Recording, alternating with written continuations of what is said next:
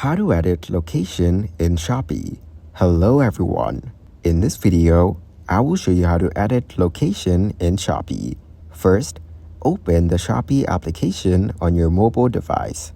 Next, tap on Me from the bottom right corner.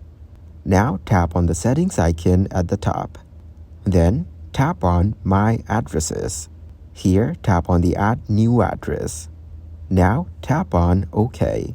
You will need to grant location access for this app and select Allow all the time. Enter your full name. Then enter your phone number. Now enter the location. Here, you need to select your region and location. After that, enter the postal code. Once you've entered all the necessary details, tap on Submit and your location will be edited. This is how you can edit your location in Shopee. Thank you guys for watching this video. Hope you got some value. Make sure to like the video and subscribe to the channel to get notified of new videos. See you in the next one.